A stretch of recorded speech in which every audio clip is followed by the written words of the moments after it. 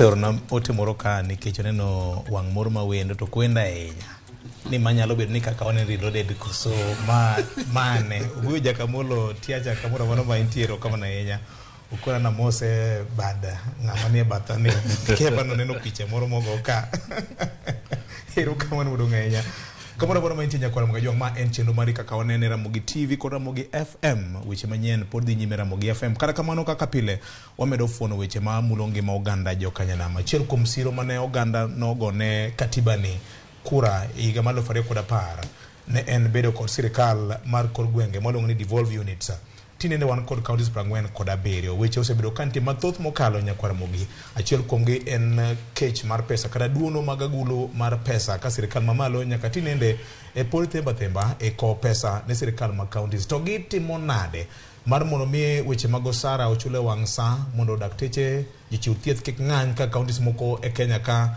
jotimo koso dibende gin gi rieko moro machielo mar yudo pesa koso gidino fuok manitiere weche mag choko usuru machiko yene county governments mar mondo mi ochoki kawuono wan kod Charles Odhiambo. Charles oyaore mose nyikwara monga jwame oyaore ero kama na enya happy new year Valentine Day chaki mage chaki birthday na chaki chaki duweni ero kama nyikwara monga jwanga musu wa enya ero kama no ngato bende oro no message ka ilongo ni ma wudra rieda the Duke of Rarieda Sha ka en Twin Towers ka acho ni mosuna ngama ni ba ero kama na nyecha no timo gima nyasi mokalo ko hingo hik nyuolne kano bago nyasi mar pidho yien ne bera ahinya kuma ne wadhiye cha onego ter Fred kuro dhi opidh yien wanadhi kuno isenyo ber ko wadokie kendo ero kama na ahinya kene kora chak kanye jowa osebedo nade kuom dweche maloma 6-7 kuom ng'wono mar Nyasaye osebedo maber maber nikech wangima maber nikech moko kuom gik ma telo ma watiyo ne chano timo osetimore kare maber nikech jopiny bende nigi siso mar yudo lokruok e yor dongruok kuom mano kanyalo wacho of course iwacho ni gimoro ka gimoro man gi ber nyaka bed gi rach so pek be nitie ok ne kaka denda ogo peje bagende ngamo winjora Ramogi FM gi Ramogi Radio nikech kit mbaka mane goge jopiny e Nyakalondo gi tipo ka gin mbaka mane nineno ka gima ne chuoyore mane nitiere kuom telo mopogore opogore sani in office jokon chalo nade Oliet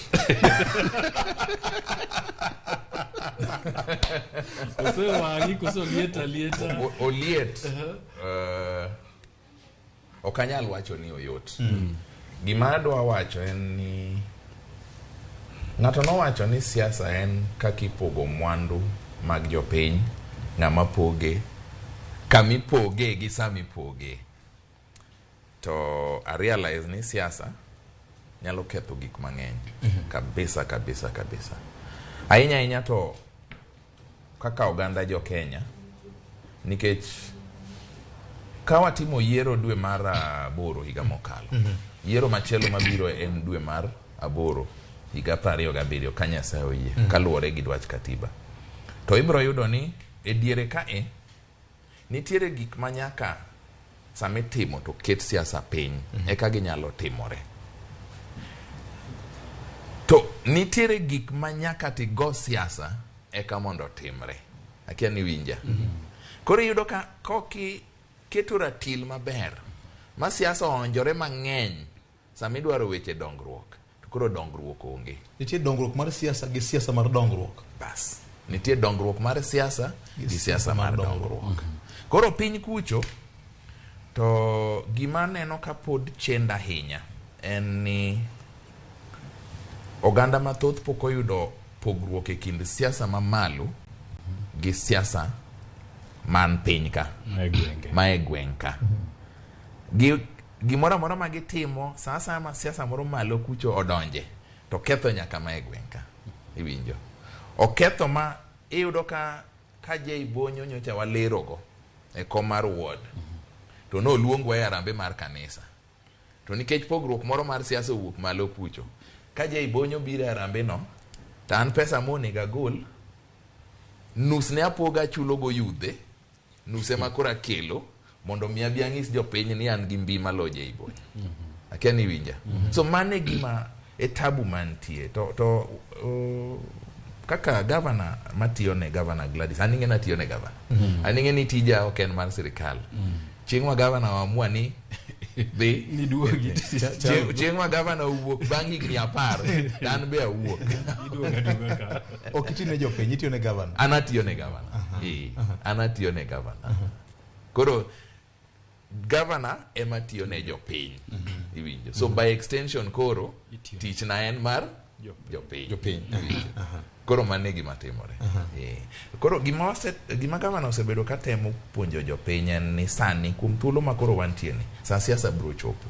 To sani to koro ng'ato ka ng'ato nyaka ban bad sati. Ng'ato miyo ka miyo nyaka twe leso. Nyaka ng'ato ka ng'ato chwer luya. Onge gima biro mayot. Okay. So and sirikal mana kaka usebedo kuwacho ka. Sirikal ok tedi chiemo.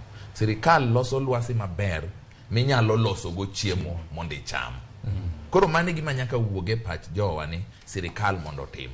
Sirikal mondo tim. Victor J Bonyo gi Fred gik mane wawacho ga ka ngiso jopiny, ingiso iyudo ka youth moro biro iri, ingise ni baso ndek kora dwa mi tich ma bang' juma achiel tiyudo siling 5,000.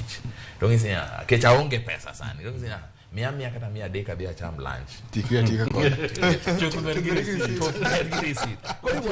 At this rate, they want to think more. So en challenge maduong'. But gima ber en ni yudhe mathoth sani oseloko pachgi. Gineno kuonde mathuolo nitie. Giregister kambe, giriwore, gibiro kanyakla. Yudhe mang'eny osefwenyo ni josiasa ok nyal tiyo kodwa. En kamoro kaka Homa Bay kuma wantie, kata mana jopiny ma jotelo yiero awards, MCAs. Achiel kuom gik mosemiyo sirikanda Governor Gladys Wanga nenore ka gima tiyo maber mokalo en kanyakla to gi wich bith mar assembly man Homa Bay. Aparo ni chon ne wang'iyo neno mana jigore but nyaka nyadhi kuro katiyo kodgi iyudo ka jigombaka kendo kidwa timo gimoro to kao kiluo chik tiparori apara na assembly dhi barindasi.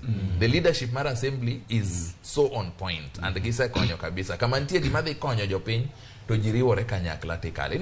Inyalo paro ka chien kacha pesa mar floka no ba Homa Bay. Yes. Nikech bill mar climate change ne oko kale. Yes. Governor Wanga ka no donjo mo ubedo piny gi jogi assembly mo wuoyo kod mo ngiso ni jothurwa. Mae kaka gini dhi konyowa. It took a record time. Yeah. By the time manage dhiromo Egypt e bura mar climate change. Assembly no se kalo climate change. Sama wuoye kodini.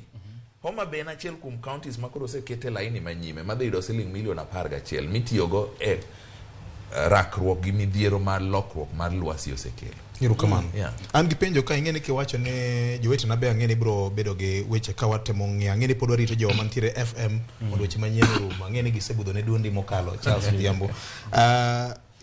Bedo ni